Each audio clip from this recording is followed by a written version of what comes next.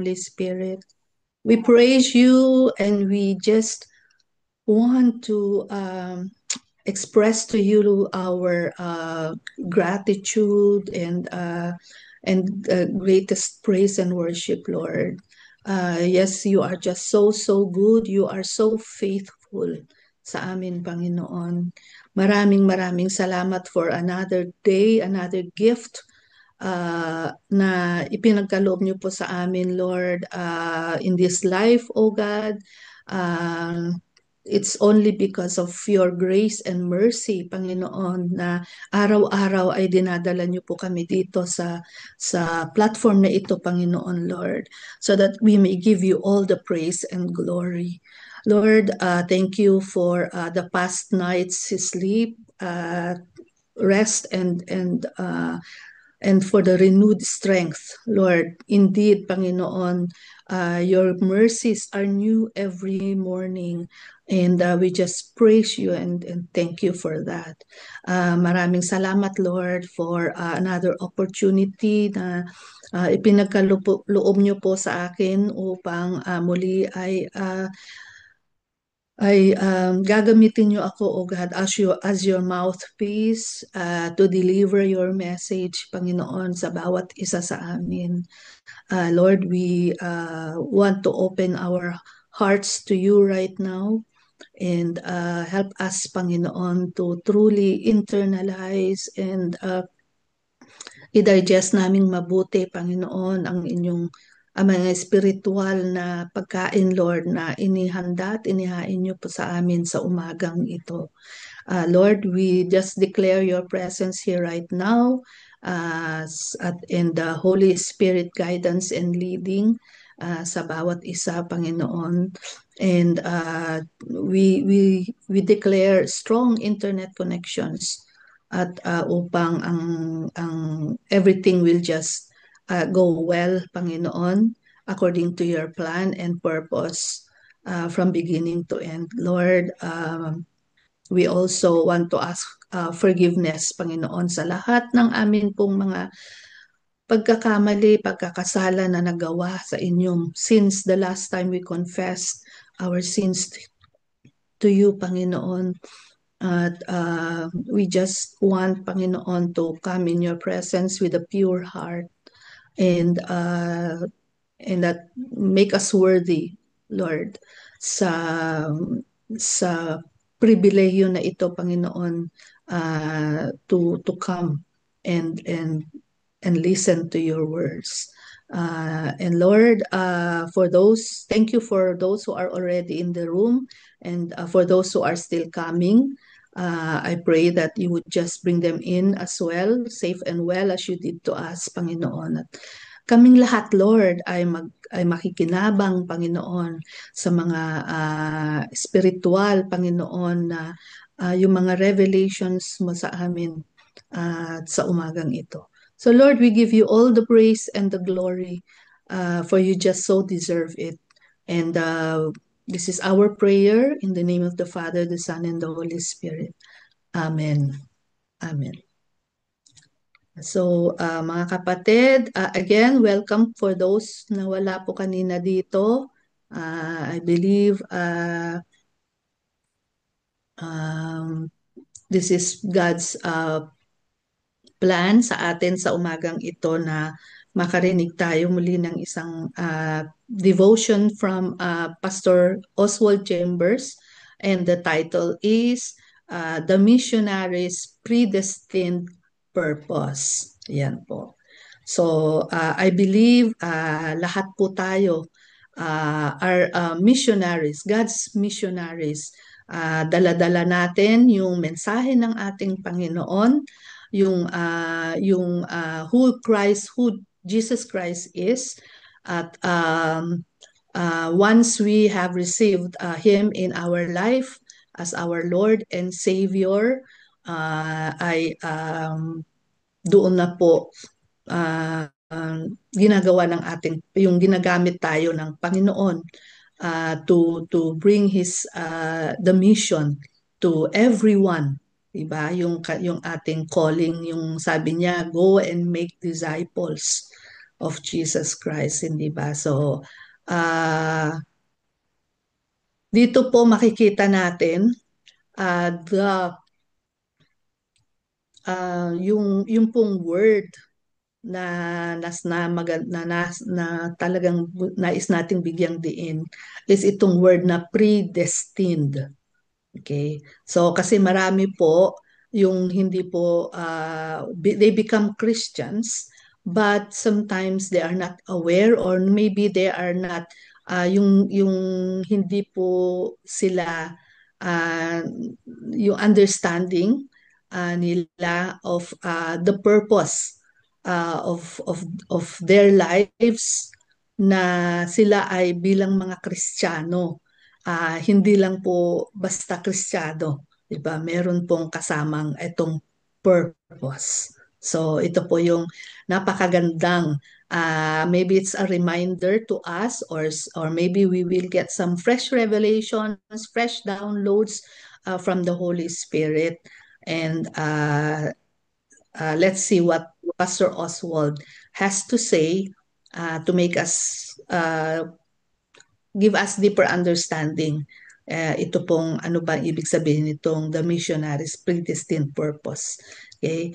And the verse that we are going to use na ginamit po ni Pastor Oswald is taken from Isaiah 49 verse 5. And this is what it says. Now the Lord says, who formed me from the womb to be his servant? Okay, so that's a portion of the whole verse. So let me read to you po yung buong verse, yung kabuuan ng verse na ito. And ito po siya. Sabi, and now says the Lord, who formed me from the womb to be his servant, to bring Jacob back to him, so that Israel might be gathered to him. For I am honored in the sight of the Lord, and my God is my strength. Okay, so in-underline ko po ito kasi ito po yung ano yung portion. Ito po yung po yung part ng verse na kinuha ni ginamit ni Pastor Oswald. So let us dig deeper into what this means and how it applies or how we can apply it sa atin pong mga buhay ngayon bilang mga tinawag ng Diyos na mga kanyang mga misyonero. Sometimes kasi yung yung preconception o yung understanding kapag sinabi nating missionary or misyonero or missionaries ay yun lamang pong mga pumupunta sa mga malalayong lugar, di ba? Yung mga pinapadala sa mga nangailangan, like yung mga ano ba yun, nagbibigay ng yung gumagawa ng mga mission works, those who go to the mission fields. Ayun. So parang isip natin, sila lang yung mga ano, yung mga missionary. But that's just part. Yes, they are missionaries, but that's just part of their calling of their work. But there's a broader, di ba? There's a broader ano ba yun, scope ng pagiging missionary for the Lord. And that includes us, di ba? Yung ating, sabi natin, naririnig natin lagi yung una nating mission field, yung ating mission, ang ating mission unang-una is our yung mga where we are. Kung nasaan tayo, hindi na natin kailangang lumayo pa. Well, thank you, praise God, if he gives us the opportunity and the privilege and the chance to go out into the world, diba, to do his mission work. But if not, we are missionaries in where we are, diba? Sa ating mga pamilya, sa ating mga tahanan, sa ating mga workplace, or wherever we go, wherever God takes us That will be our mission field. So, ang sabi ni Pastor Oswald, sabi niya, the first thing that happens after we recognize our election by God in Christ Jesus is the destruction of our preconceived ideas. Okay? So yun na po yung sinasabi ko kanina, yung mga preconceived ideas natin nawawala. Inaalis ng Panginoon yon, that once we have recognized and once we have accepted Him as our Savior, sabi niya, the first thing that happens is, di ba, once na tayo we said yes and we enlisted, okay, to be a child of God, uh, accepting Jesus in our lives. Sabi niya, the first thing that God does is He destroys and He puts into destruction all our preconceived ideas. Ano pa? Our narrow-minded thinking. Okay. And sabi, and all of our other allegiances. Allegiances. Kaya nga meron yung renewing of the mind, 'di ba? Yun yung unang-unang nangyayari eh, 'di ba? We are born again, we die into ourselves, we become a new creation and God changes and magkakaroon ng renewing of the mind. Kaya, so lahat yung mga dating mga kaisipan natin ay dinidestroy ng Panginoon yon. And what happens, sabi niya, we are turned solely, isa na lang, solong-solo na, di ba? Into servants of God's own purpose. So ano yung nawala? Yung own, yung self. Okay? Dahil napapalitan yon ng being God's own. At yung purpose niya, niya na yung magte-take place. Yun ang papalit sa ating mga buhay at sa ating puso at kaisipan. Okay? The entire human race was created to glorify God and to enjoy Him forever. And yan po yung purpose ng buhay. Kung minsan madalas po, 'di ba, naririnig natin o maaaring natanong na rin po sa atin, 'di ba, yung mga tanong na ano ba ang purpose ng buhay mo? Alam mo ba? Why are you here on earth? Why are you alive? Why are you living? What's the purpose of your life? 'Di ba? So here, according to the Bible, at ini-emphasize ni Pastor Oswald dito sa devotion na to. Sabi niya, the purpose of our life is, di ba, we were created to glorify God. Di ba? And itong napakaganda, sabi niya, and to enjoy Him forever.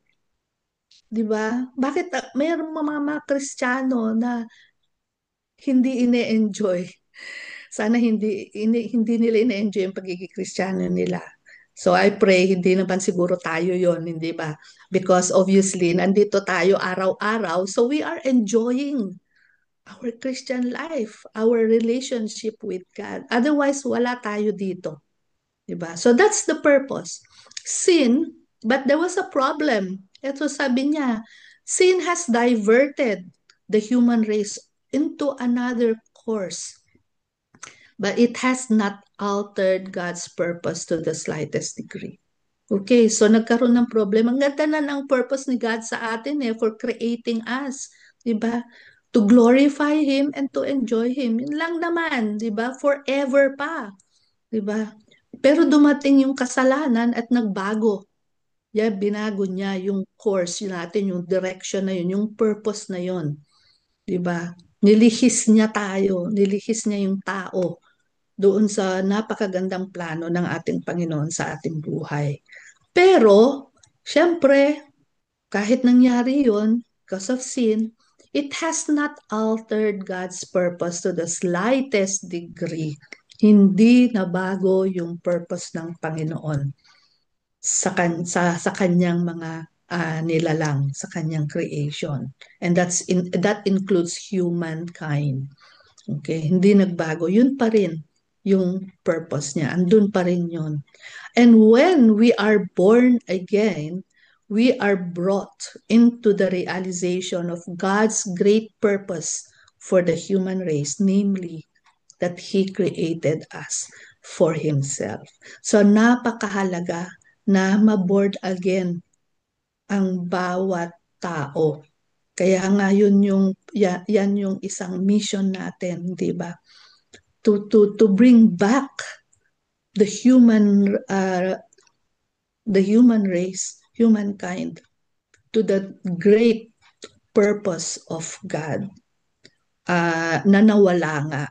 And some people don't realize that. Marami ang hindi nakakaalam, marami ang hindi naaabot ng itong magandang balita na ito. This is the good news. This is the news of salvation, the gift of salvation that God would like every person to have. Kasi yun naman talaga yung original na purpose and plano niya for creating the human race. He created us for Himself. So He wants everyone to be back, to return to that purpose of creating us. Okay. This realization of our election by God is the most joyful on earth. Do we ever realize that, mga kapatid, bilang mga Kristiyano, bilang mga elect? Kaya nga tayo yun eh. Sabi niya, you are the elect of God. Tayo yung pinili niya. Hindi ba kapag nag-election, like kapag may election sa mga politicians, sa mga government positions, anong ginagawa ng mga tao? Pinipili nila kung sino yung gusto nilang iupo, 'di ba? Sa mga posisyon na 'yon, bilang presidente, bilang senator, ganyan. So nagkakaroon ng election. Sabihin may mga pipiliin yung mga tao na ilalagay, 'di ba? So once ganun din yung ating Panginoon, we are His elect. 'Di ba? Pinili niya tayo. And once we realize that we are elected by God, that's the most joyful thing on earth. Wow, 'di ba? Masaya, 'di ba? There's that joy, there is that kagalakan sa atin. Wow, I am chosen, you know? Sabi nga ni God, 'di ba? You did not choose me, but I chose you. 'Di ba? Di ba nakakagalak yung mga kapatid? It brings, that joy. It brings that parang, wonder and amazement that, Lord, ikaw na Diyos, na you are the creator, you are great, no, you are powerful. Tapos pinili mo ako. You did not even look at yung mga sins ko. You did not even look at yung pagiging ordinary ko. Hindi naman ako kilala. I am not, I'm an ordinary person, di ba? Usually naririnig natin yung mga yun, di ba? Pero pinili tayo ng ating Panginoon, and that must give us so much joy. So, and we must learn to rely on this tremendous creative purpose of God. Okay? So, pinag-aaralan, mga kapatid, Lord, di ba? That's why we gustong-gusto natin yung mga ganito, yung mga Bible studies, yung mga ganito, mga pagsasama-sama, nakikinig at nagsisharing, because we learn. We want to learn. Di ba? We want to know more. Kaya ang prayer natin, more, Lord, more. 'Di ba? Na hindi tayo makontento, 'di ba? Na kahit na ilang taon na tayong nag-aaral salita ng Panginoon, ilang taon na tayong, 'di ba, bilang mga anak niya. We still have that, na we want for more. Yes. Because that is just what our makeup is. Once we come to realize that we are God's people, andoon yung we want to, yung lagi tayong lagi nating nadidiscover kung sino ang ating Panginoon, kung ano yung purpose niya sa buhay natin. Yung purpose na yun na dati pa, ayun na yung nilagay ng Panginoon sa buhay natin. The first thing God will do is force the interests of the whole world through the channel of our hearts. So yun yung nangyayari, mga kapatid, di ba? Yun ang unang-unang gagawin ng Panginoon is i-force, alisin niya na lahat ng mga interest natin of the world. Diba? Lahat ng yung mga connection natin sa mga worldly things. Okay? And that's why lagi nating sinasabi, it's not, it doesn't happen overnight. It's a process. Because imagine mo, mula nung pinanganak ka, andito ka na sa mundong ito. So, nakagawian mo na yun, nakalakihan mo na yun, nakamulatan mo na yun, yung buhay na yun na yung naging, yun na yung mundong ito. 'Di ba? Yun yung nakikita mo, yun na yung naging buhay mo. And so, kaya yun yung unang tatrabahuhin ng Panginoon by the power of the Holy Spirit, the work of the Holy Spirit in us. Diba? Yun yung una niyang gagawin is to, to, to, to, tanggalin niya lahat yun. Force niya, force the interests of the world, diba? Out of us to the channel of our hearts. And anong gagawin niya? Anong ipapalit niya? Sabi niya, the love of God and even His very nature is introduced into us. Diba? Ang ganda mga kapatid, diba? Yun yung ipapalit niya. Diba? Pupunuin niya tayo ng kanyang pag-ibig para hindi na natin hahanapin yung kung ano yung inalis niya sa atin. 'Di ba? Para yun na yung magiging buhay natin. Yun na yung papalit na makikita natin, wow, ito, mas maganda kaysa sa buhay ko dati. Okay? And sabi niya, even his very nature, siya mismo, who he is introduced into us. So yun na yung mamumuhay sa ating buhay. At yun naman talaga yung purpose niya sa atin. And that is why we should enjoy. Yun yung yun yung mangyayari sa buhay natin. Kaya mai-enjoy natin yung buhay ng isang Kristiyano. 'Di ba? Yung kanta nga na ang buhay ng Kristiyano ay masayang tunay, hindi ba? So masaya meaning in all circumstances. Hindi naman masaya na dahil laging masaya, no, walang problema, hindi. But it is the joy that even in the midst of problems, even in the face of challenges, 'di ba? Sickness o lahat ng mga ibabato sa atin ng mundong ito ay there is peace and there is joy because that's the very nature of God na na-impute na sa atin na yun na yung inilagay niya kapalit ng dati nating buhay. And so by that, He is accomplishing His very purpose sa buhay ng bawat isa sa atin. And we see the nature of Almighty God purely focused in John 3:16. So alam na alam po natin itong verse na to, memoryado pa nga natin, di ba? For God so loved the world, di ba? Alam na natin kung ano yung mga kasunod nun. But the focus here is yung love ng ating Panginoon. For God loved us. Yun po yung inimpute niya, yun po yung inintroduce niya sa atin. It is His love and His very nature that He Himself is love. Kaya nga yung lagi nating binabanggit na God is love.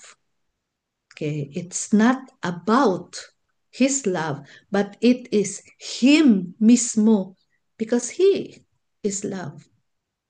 Okay, next. Parang, ayun. We must continually keep our soul open to the fact of God's creative purpose and never confuse or cloud it with our own intentions.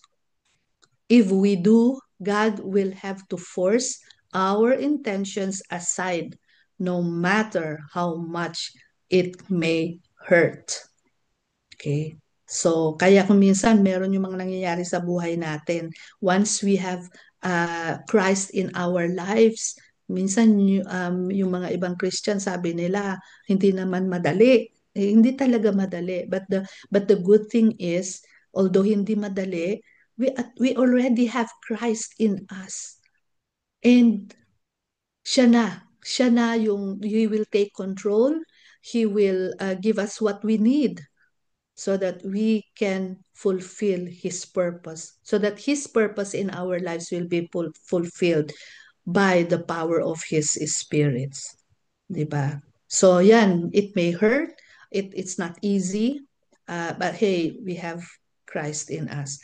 A missionary is created for the purpose of being God's servant, one in whom God is glorified. So ito po yung ating binabanggit mula pa kanina, that yung buhay ng isang Kristiyano is yung we are made to glorify. We are created for His purpose, and that is to glorify Him and to enjoy the life na binigay niya sa atin when we become His children. Once we realize that it is through the salvation of Jesus Christ that we are made perfectly fit for the purpose of God, we will understand why Jesus Christ is so strict and relentless in His demands. He demands absolute righteousness from His servants because He has put into them the very nature of God. And so, ito po yung takeaway natin. Sabi niya, beware lest you forget God's purpose for your life. So, lagi po nating ipapaalala yan sa ating mga sarili. Kasi ang tao by nature makakalimutin, hindi ba? Yung memory natin nagfe-fade. And that's why we have to remind ourselves every time, na I am a child of God and God has a good purpose for my life. Okay? And God wants me to glorify Him. God wants me to enjoy Him. Enjoy this life that He has given me. Okay, so despite na maraming mga darating na problema, maraming darating na mga pagsubok, God, uh, 'di ba yung scripture sa Bible, 'di ba? He will work all things together for the good of those who love him and are called according to His purpose. And He is faithful. Anuman yung inumpisahan niya sa buhay natin from the beginning, 'di ba? Kaya nga yung verse natin is we are still being woven, sabi niya, 'di ba? He who formed me from the womb to be His servant. From the beginning, kung ano yung purpose na nilagay niya, ginawa niya sa buhay natin, He is faithful to complete it. Kaya kaya yung ating opening song kanina, di ba? He who began the good work in me is faithful to complete it, to bring it into completion in Christ Jesus. So praise be to God. Meron po tayong mga additional reading on our own time sa Ecclesiastes 7 to 9 chapters, Ecclesiastes chapter 7 to chapter 9, and then 2 Corinthians chapter 13. Okay, so yun po yung mga additional readings natin on our own time. Ang wisdom po from Oswald. Okay, miss just. Sabi dyan, defenders of the faith are inclined to be bitter until they learn to walk in the light of the Lord. 'di ba? Naranasan po ba natin 'yan nung unang-una? 'Di ba? Marami tayong mga hindi maintindihan, marami tayong hindi, ay hindi ko kaya yan, Lord. Ang hirap naman yan. Marami tayong mga complaints, marami tayong mga, kaya yung marami ang hindi nagpapatuloy, di ba? Because in the beginning, we are inclined to be bitter. But again, as I said earlier, it's a process. Kaya nga we need the sanctifying, transforming work of the Holy Spirit because we cannot do it on our own. It's only by the power of the Holy Spirit. And when you have learned to walk in the light of the Lord, bitterness and contention are impossible. So yun naman yung that's the good news, di ba?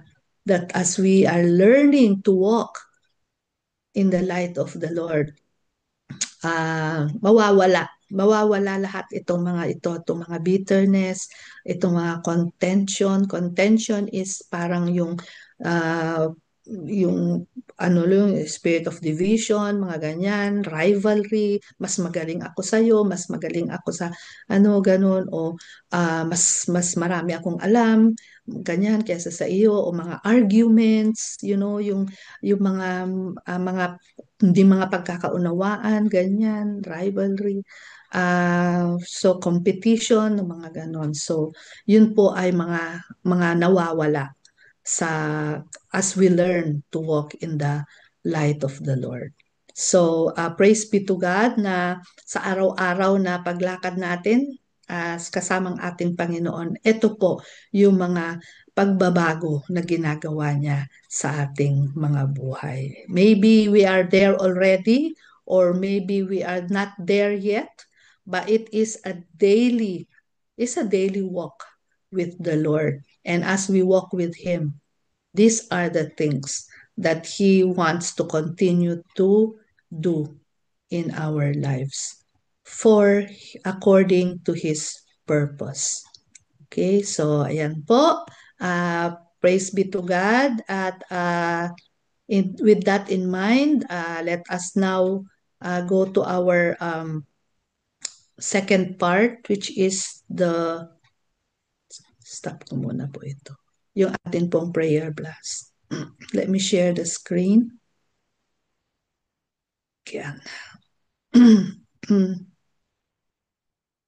Okay, so I hope may mga natutunan po tayo, and let's all take everything away with us.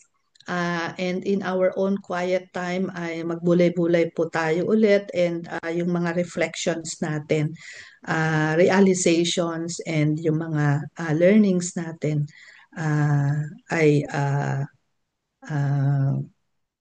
yun po yung atin pong magiging quiet times.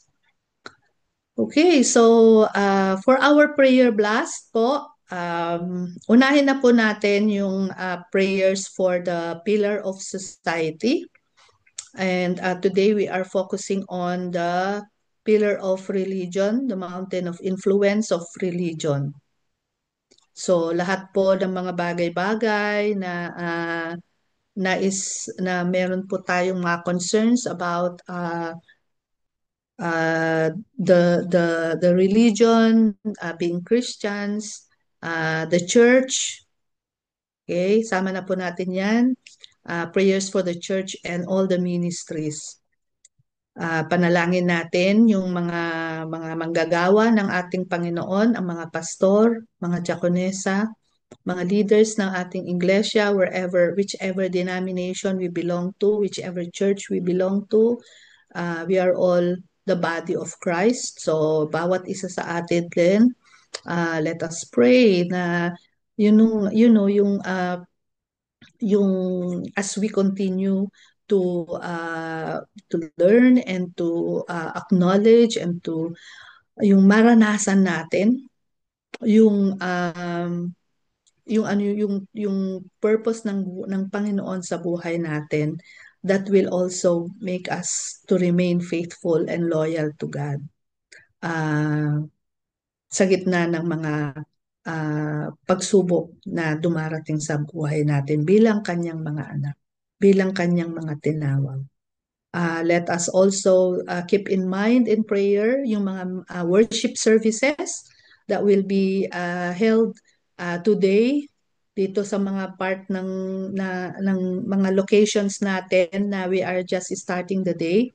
Sa iba naman, katulad sa Philippines, kalahating araw na sila. So, let us continue to pray po na kung ano man po yung mga mensahe na natanggap natin or napakinggan natin ay maipapamuhay po natin yan sa araw-araw.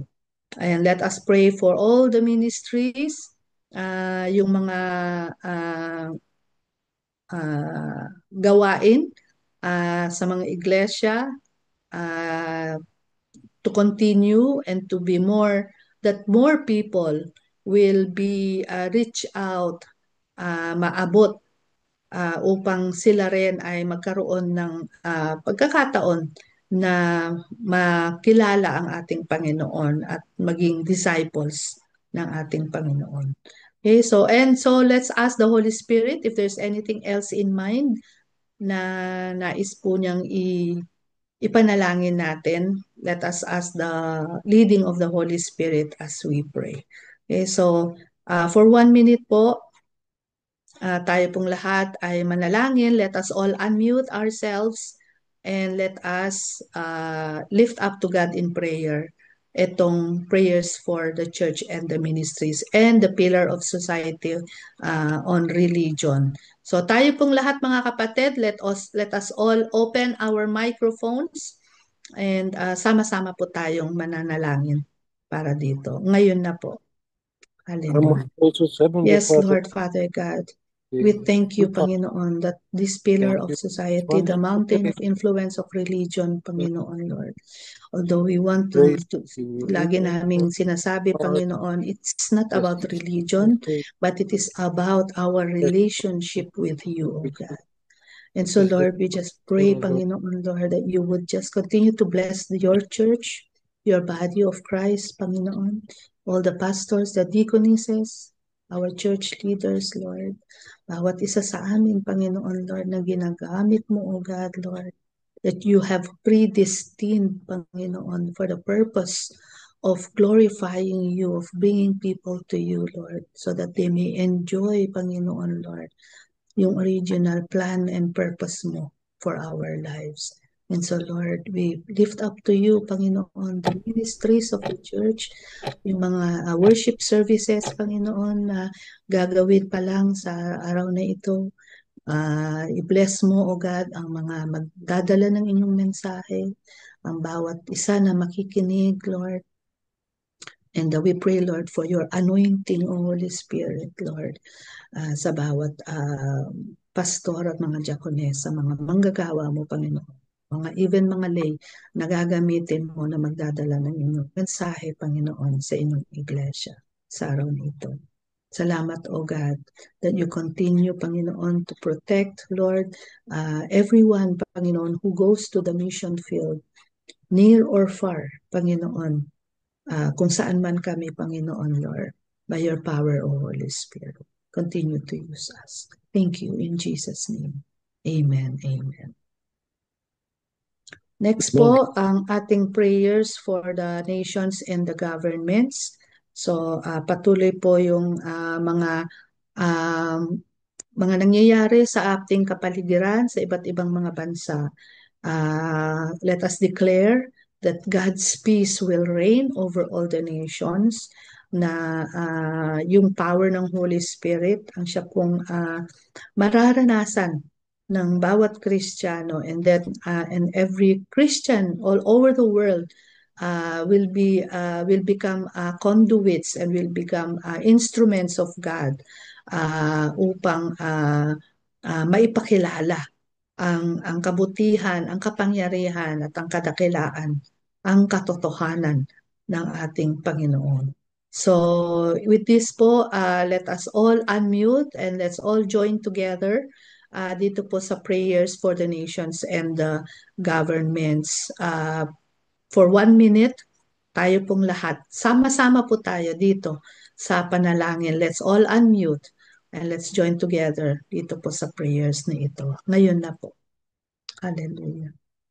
Lord Father God, we lift Hallelujah. up to you all the Yes, nations of the Father, world.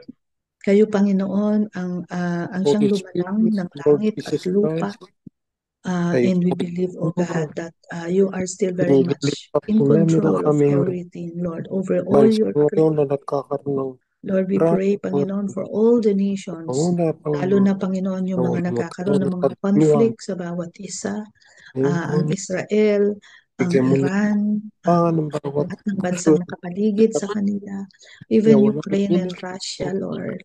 We pray, Panginoon, Lord, na magkakaroon na ng peaceful resolution sa mga kanilang conflicts, O God. We pray also for the Philippines. Continue, Panginoon, Lord, to bless our country. Alam namin, mahal mo ang bansang Pilipinas at mahal mo, Panginoon, ang Pilipino. So we pray, Panginoon, Lord, na let your truth prevail. Let yung righteousness ang siyang mangingibabaw, O God. Tulungan mo, Lord, ang aming mga leaders sa aming bansang Pilipinas, Panginoon, to come to acknowledge you, Panginoon, Lord, that you are still the sovereign power over all, O God. At tulungan mo rin ang mga kababayan namin, Panginoon, bawat isa sa amin, Lord, na magkaroon, Panginoon, ng tunay na pagbabago, Panginoon, sa amin pong mga kaisipan, sa amin pong pamumuhay, Panginoon, and especially sa amin pong pananampalataya at pagkikipag-ugnayan sa inyo. Maraming salamat, O God. And we pray, Panginoon, also for the nations where we are located in. I-bless mo, Panginoon, ang Spain, ang UK, ang Lord Jesus, Kuwait, ang UAE, ang Amerika, we pray lahat-lahat, Panginoon, this ng ibang. Lord We thank you, O God. And we know, Jesus, Panginoon, that our prayers, our Panginoon, Lord and Savior and Master. have reached the throne of your grace. Thank you. In Jesus' name, amen and amen. Isunod po natin yung prayers for healing. And dito po, let's continue to pray for those who are sick. Yung mga nasa ating prayer list, continue to pray for Pastor Nicao, si Ben na godson ni Sister Rona with the mental health problems, yung si George na son-in-law ni Sister Ophel, at yung lahat po ng mga nandito, hindi man po natin mabanggit isa-isa, but God knows them by name. And of course, let us remember to pray for the family of Sister Lydia and Sister Olive Ileto for the passing of their brother, si Brother Abner. So, God has spoken, and yung kanyang will has prevailed na to call Brother Abner home to be with the Lord. So let us declare God's comfort and peace sa kanyang mga mahal sa buhay, at that yung kanila pong pananampalataya ay magiging mas matibay bilang mga anak ng Diyos. At dito po nasusubukan naman talaga sa mga ganitong panahon ay yung atin pong pananampalataya sa ating Panginoon is being tested. And we pray that, bilang alam natin that they are a solid Christian family. So, alam natin that we rejoice with them, that finally, ay nasa piling na ng ating Panginoon ang ating kapatid na si Brother Abner.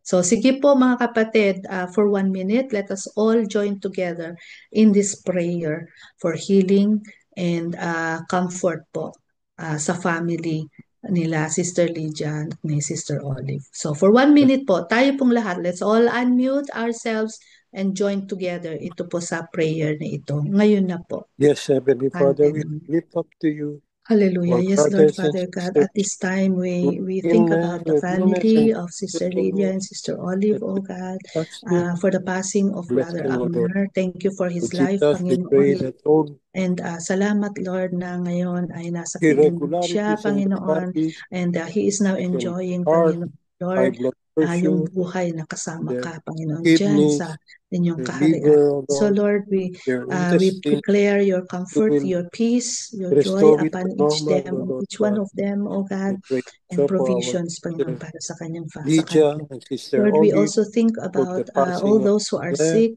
We pray Brother for Abner, continuous Lord, healing para comfort kay them, O Lord, George, that para you kay are with Ben, them. para kay Like what Pastor said, Nicao, the and joy even of the kay Lord is our Brother strength. Paul Pelaez, kapatid ni Pray Pastor Rose, oh God, for and Pastor everyone Rory, else, Panginoon, Pastor na Nicole, nasa and aming prayer Brother list. George, Continuous all healing, all Panginoon, those Lord, ang people, ibigay niyo and po also sa Lady bawat isa sa kanila, Grant Panginoon. Rosin, O And Lord, we are Pastor praying Rory as well, we pray, Panginoon, for complete healing para sa that kanya, oh you God, and all the others, know oh. that you will Thank you touch them, also that you continue be with to them. provide, In Panginoon, the name of for all Jesus their Christ, needs, by Panginoon, the and mighty also power continue of to the Holy protect them, Spirit. Panginoon, and their loved Amen, ones. amen. Lord, maraming salamat. Thank you that you are our healer. You are our Jehovah Rapha. And we believe, oh God, Lord, na ang healing, kung hindi man po natanggap na ng aming kapatid, is already on its way para sa kanila. In Jesus' name, amen and amen. Amen. Okay, so thank you po sa mga prayers. Now let us uh, greet and bless mga may araw ng kapanganakan, those who are celebrating their birthday today. And of course, andito po si Pastor Rory. So it's a time to pray and bless Pastor Rory for his birthday today. So mga kapatid, meron po bang iba na ipapanalangin natin for having their birthday today or wedding anniversary kaya? Anyone else? Wala po yata. Okay, so mga kapatid, I just would like everyone to unmute and open our microphones and open our cameras if we are able po. And let us pray for Pastor Rory. Let us declare God's blessings upon him on this special day of his birthday. So, sige po, ngayon na po. Hallelujah. Father God, Hallelujah, Hallelujah, Lord Pastor Lord, Rory. we God. are We come God before declaring, you with bless you. grateful Panginoon, God Lord, a heart increase to very you. celebrate happy the birthday birthday of para our kay Be beloved Pastor goodness, Rory. pastor, Pastor Lord, stronger, he Roy. is here right We thank now you, all the Lord, for and the gift alam of his namin, life and Panginoon, for Lord, the na bravery, mahal mo, Panginoon, ang dedication, inyong love anak na ito, passionate Lord, na inyong leadership, manggagawa, ang and the iyong pastor, daybreak and good the Panginoon. wisdom Alam namin, he has Panginoon, shared, Lord, na he you is sharing with continue, O us. weekend. God, We to pray use you will him sa pour out inyo your pong abundant ministry, blessings lalong-lalo on na po him sa in this new year Spain, of O life God. with his Alam family, mo, Lord. O God, ang kanyang mga Strengthen and desire sa refresh kanyang him for the puso. work you have Alam mo, called Panginoon him, Lord, and yung kanya he pong mga experienced your naisin, yung joy, kanyang peace, love, and good nais na health, Lord. paglingkod sa Lord, inyo, praying bless Panginoon, his ibigay family, protect ang them kanyang from buhay, harm, and Panginoon, surround them with para your sa inyo love and goodness. May he kagawain, O continue God. to be So Lord, we shining just example of continue your to grace, O declare, Lord God, and a Panginoon, source of blessings upon inspiration to blessings, us. favors Thank you, upon Lord. In favors, Jesus' name I Panginoon, pray. Lord, sa Amen. kanya at sa kanyang buong pamilya, O God. We declare, Panginoon, Lord, more opportunities, open doors, and open heavens, Panginoon, para sa kanya at sa kanyang buong pamilya, O God. Alam mo, Panginoon, kung ano po yung purpose mo sa kanyang buhay. And so, Lord, walang makakapigil, Panginoon. Whatever you have started, you are faithful to complete it in His life. And so, maraming salamat sa buhay ni Pastor Rory. Salamat, Lord. In Jesus' name, amen and amen. Amen. Amen. Maraming pong salamat, mga kapatid. Okay. So, para po sa ating closing prayer, pwede po nating hilingan si Sister Babes. Are you able po to close us in prayer? And then we will ask Pastor Rory to give us the benediction po pagkatapos. Okay lang po ba, Sister Babes? Yes po. Sige po. Ayan, sige po. So, closing Thanksgiving prayer, Sister Babes, and then yung benediction po na from kay Pastor Rory po. Thank you. Sige po. Yes, hallelujah, oh Lord God. We are truly thankful and grateful indeed, Lord God, for sa nakalipas na oras, Panginoon, na naramdaman namin ang iyong presensya na nalasap namin at nabusog kami sa inyong salita, Panginoon, sa pamamagitan ng aming mahal na Ate Pinet. Salamat, Lord God, for using her life and for using her as a channel of your word and of your blessing. Of course, Lord, kahit po sa araw na to na linggo na alam namin na dapat ay ang mga iba namin kasama ay nagpapahinga, Panginoon, but then we choose to be with you, we choose to listen to you, we choose to praise you, we choose to pray, and we choose to bless your name also, oh God, Father. We thank you for the reminder.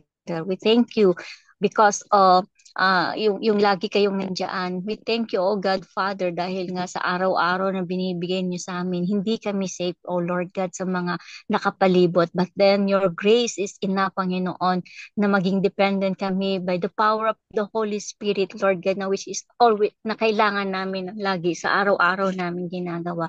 So, Panginoon, we thank you. We thank you for your love. We thank you for your unwavering grace na hindi na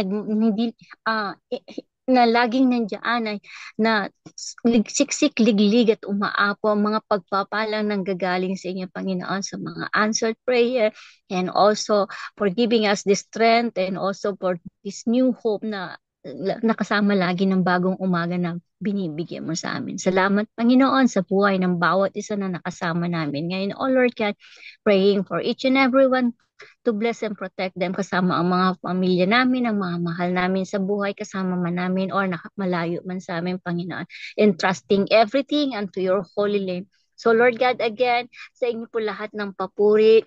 We glorify you, we worship you, we thank you, and we love you, Lord. We need you in our life as always, and this I pray in the mighty name of Jesus. Amen. Amen.